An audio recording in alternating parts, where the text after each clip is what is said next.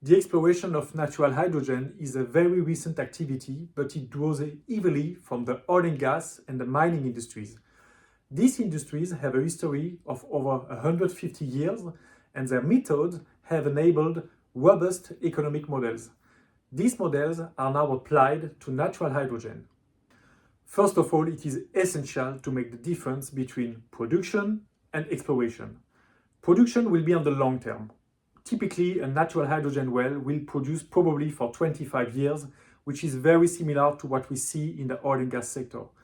This is a very interesting revenue stream on the long term, of course, but it requires a lot of capex. Our focus as investors will be on upstream phases, specifically exploration, even before a single molecule of hydrogen is being produced. This exploration phase is very interesting because it requires much less investment. However, it creates a lot of value for the exploration company, thus for the investors. There are 5 main stages in exploration for natural hydrogen. The first one is the selection of the target area. The second one is obtaining the license. The third stage is about carrying out all the exploratory work, which always culminates in what we call a test well. This test well, is decisive as it enables the exploration company to assess very accurately what can be the resources that are stored underground and thus what could be the valuation of the asset. The fourth stage is the development, and the fifth and the final stage is the start of the production, which will then continue for over 25 years. This entire exploration process will last between 3 and 5 years.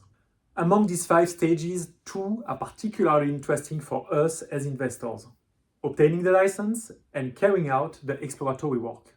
From the development phase onward, the capex will become absolutely enormous.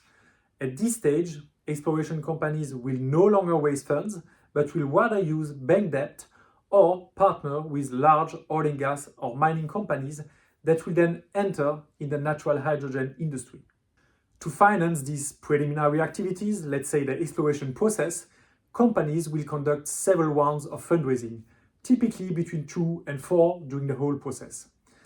That capital that will be raised will be used to de-risk the target area, in other words, to de-risk the company's asset.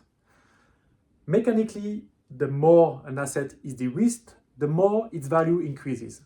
So the challenge for the exploration companies is to be able to demonstrate that the value of their asset has increased between each round of fundraising, thanks to the works they have carried out and the results they have obtained. This, of course, is essential because the capital need will grow during the exploration process, and so companies will have to attract more and more investors. Our objective as investors is to benefit from that value creation during the exploration process, which can be substantial from one fundraising round to another. Once these mechanisms are well understood and it is clear where the value is created during the exploration process, the key challenge is, of course, identifying the right entry point and the right exit point. Regarding the entry point, the objective for us is to get in as early as possible from the moment when the company has an asset, which can be a license, or the moment when a company is about to get a license. The exit often occurs at the decisive moment of the test well, either just before or just after, depending on the circumstances and on specific conditions. My mission will typically be to determine the best entry point and the best exit points.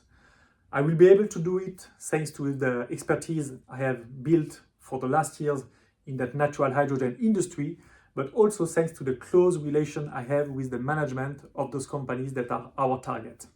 This allows for a strong bond of trust with the founders, enabling us to work hand in hand together in order to ensure the best return to investors.